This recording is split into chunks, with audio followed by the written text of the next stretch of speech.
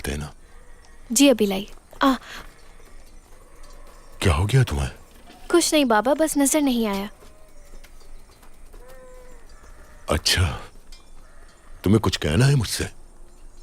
लगता है मेरी बच्ची ने दिल में कोई बात छुपा रखी है। कुछ वैसा नहीं हो रहा जैसा मैंने सोचा था बाबा।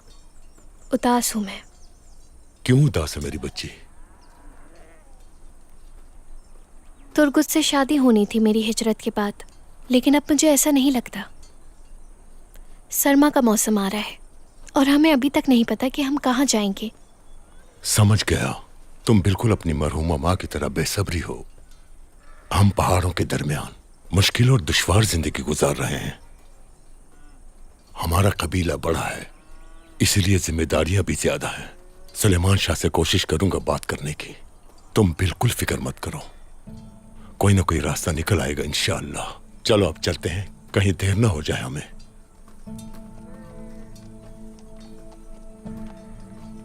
मैं अपनी बच्ची को उदास नहीं देख सकता। जिरगा शुरू होने वाला है कुर्दोगलू, मगर किसी को नहीं मालूम कि क्या करना है। देखा जाएगा क्या करना है। कुर्दोगलू, पहाड़ खामोश हैं और झरने भी जम चुके हैं। बारिश के कोई असर नहीं। कहत साली में फंस चुके हैं हम। अगर जल्द हमने कोई फैसला ना किया तो सब कुछ फना हो जाएगा। तो फिर क्या फैसला करना चाहिए हमें? फैसला करने के लिए सलाहियत भी होनी चाहिए, और तुम में सलाहियत मौजूद है। तुम फैसला कर सकते हो। सुलेमान शाह बूढ़ा हो चुका है, उसमें फैसला करने की अब कोई सलाहियत मौजूद नहीं। ये हकीकत है कुर्दोगलू, एक तल्ख हकीकत। हमें जल्द फैसला करना होगा।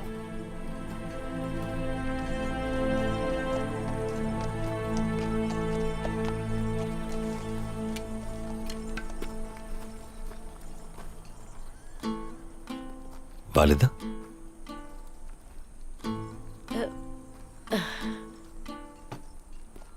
मुझे दरअसल कुछ जड़ी बूटियां लेनी थी हकीम से। वो है नहीं। कौन सी जड़ी बूटियां चाहिए मुझे बता दें।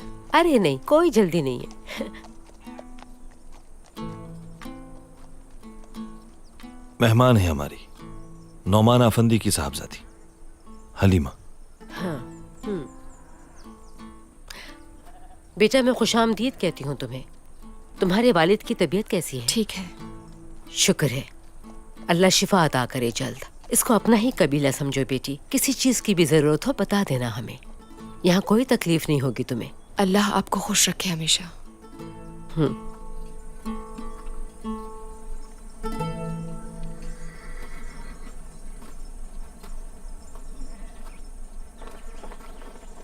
जमीन के ऊपर नहीं और ना ही हवाओं में, बल्कि तमाम ईमान वालों के दिलों में उस बुजुर्ग बरतर की तारीफ जो रहमान और रहीम है और तमाम जहानों का पालने वाला है।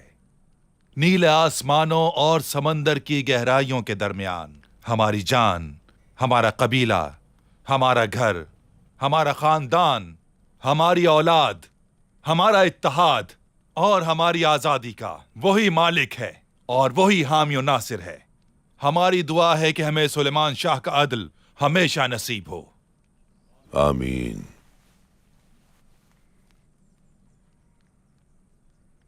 शुरू करता हूं अल्लाह के नाम से, जो हमारा खालिक और तमाम जहानों का मालिक है।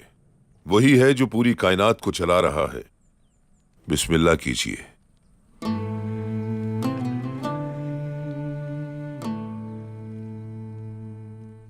जी शुक्रिया।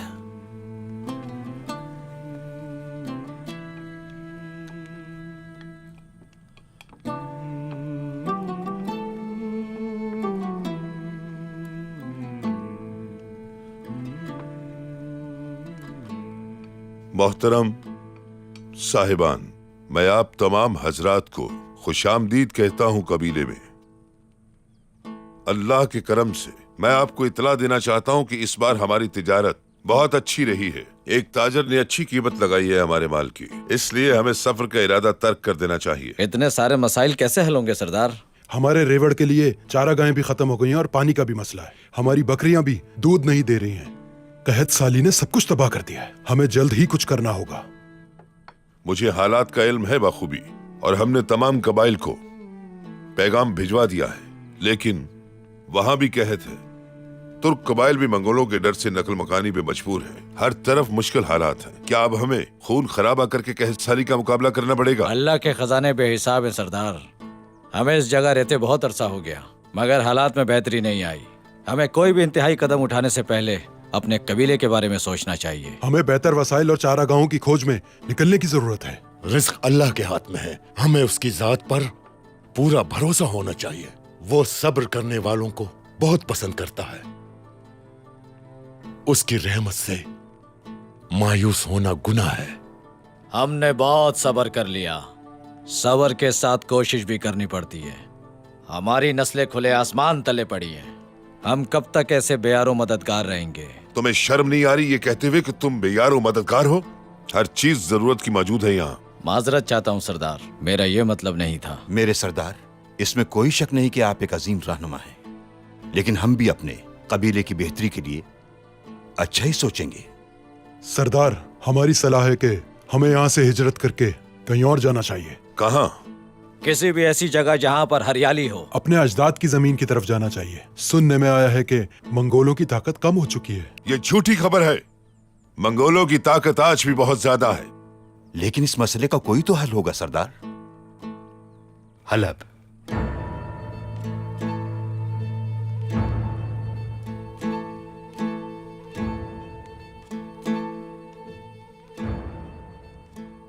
क्योंकि हलब का अमीर अल अजीज सलेबियों के खिलाफ अपना लश्कर तैयार कर रहा है। कहना क्या चाहते हो तुम भतीजे? मेरा मशवरा है कि अल अजीज के पास हमें सफीर भेजना होगा, जो जाकर उसको हमारा पैगाम दे कि वो हमें पनाह दे और उसके बदले में हम उसे हथियार और जंगजू दें। हमारा हदफ सलेबियों को पसपा करना है। इस तरह हम कैद से भी बच जाएंगे और हमारी दुनिया और आखिरत दोनों समझ जाएगी। हलब।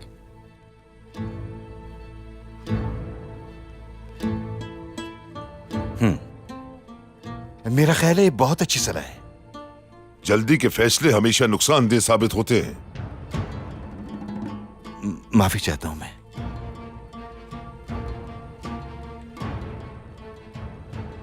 बंदूक दो की राय कबूल है आप सबको? जी बिल्कुल, जी बिल्कुल कबूल है। मुझे भी माकूल लगती है। ये अच्छा फैसला होगा इंशाअल्लाह।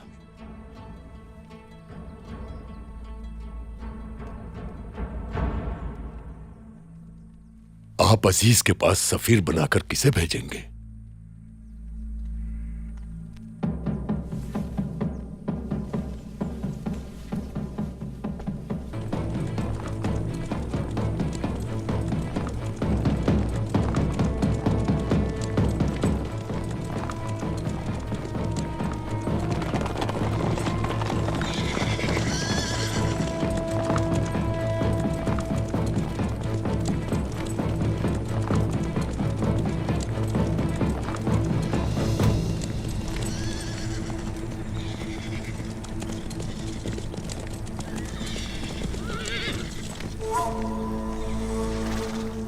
अर्तुरुल,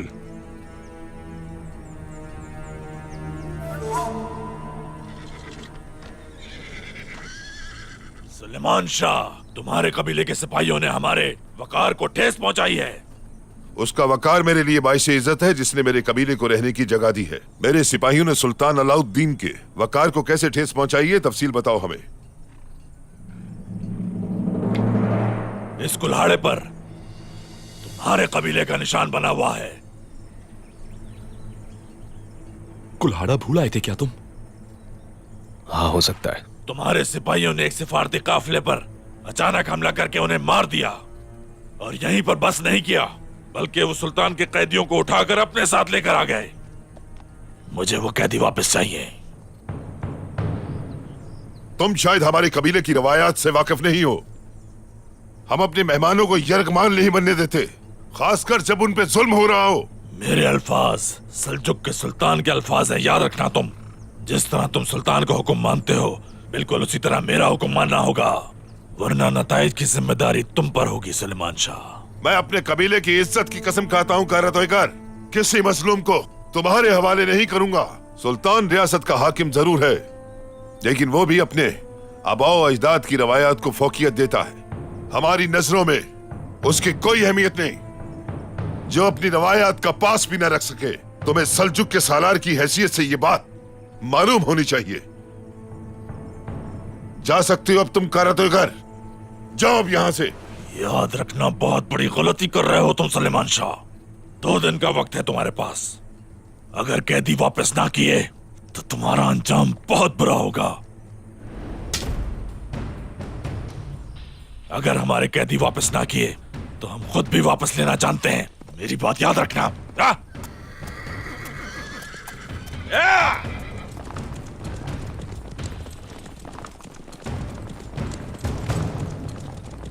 ये क्या कर दिया बाबा ने, समझाइए उनको। बहुत भयानक अंजाम होगा इस फैसले का।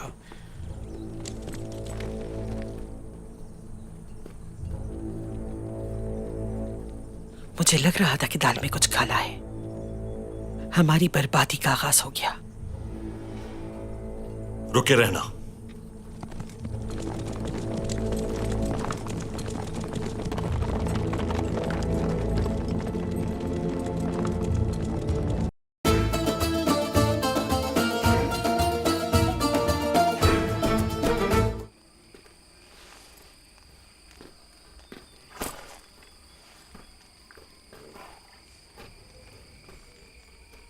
अर्तुगरुल साहब, वक्त है आपके पास? हाँ बिल्कुल, कहीं क्या हुआ? वो दरअसल मुझे बात करनी है आपसे। कहिए, सुन रहा हूं। कारातोगर आया था कल, हमें मांग रहा था।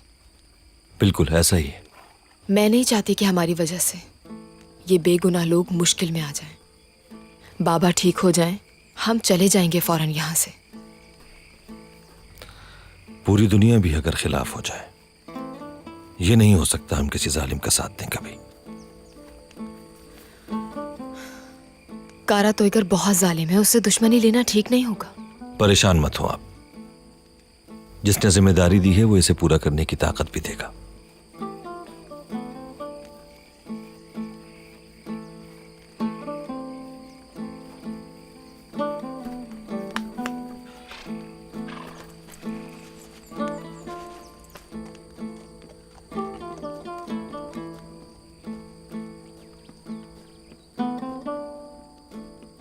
खैरियत?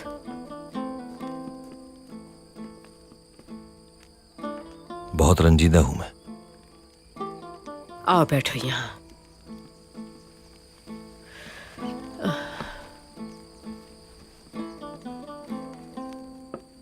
जो कुछ हुआ उसमें तुम्हारा कोई कसूर नहीं, मगर दिल पर बोझ है मेरे।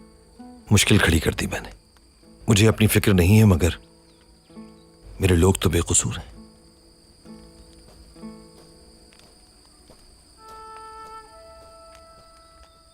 तुमने तो सिर्फ फर्ज पूरा किया है अपना मेरे बेटे।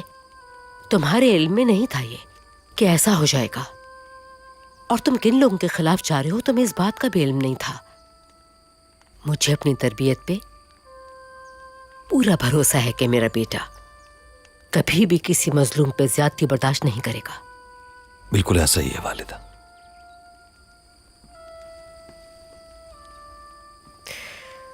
तुमने बिल्कुल ठीक किया। दिल छोटा मत करो, सब ठीक हो जाएगा। वक्त किस मोड़ पे ले आए ये जानना किसी के बस में नहीं। किस्मत के लिखे को कभी कोई अपनी मर्जी से बदल नहीं सकता, यही हकीकत है। हमें तस्लीम करना पड़ेगा।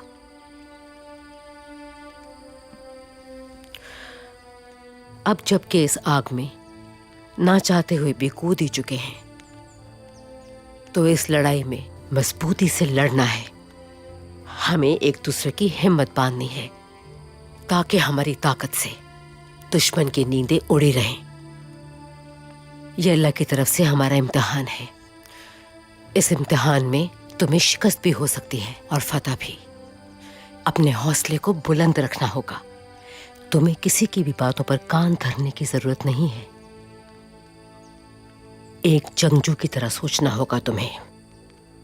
अपने बाबा के साथ कांधे से कांधा मिलाकर खड़े रहो। अल्लाह आपका और बाबा का साया हमारे सरों पर सलामत रखे। अल्लाह तुम्हारा हामी और नासिर रहे। ये पानी ले जाकर अपने बाबा के सरहाने रख दो।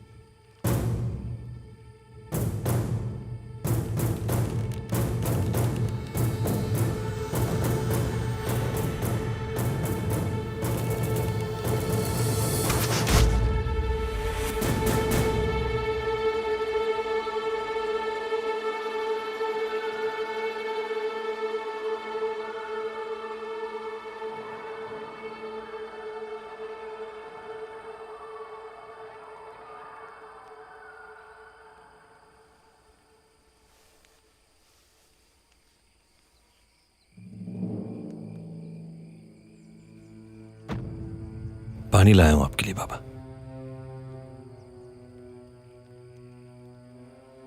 दे दो मुझे।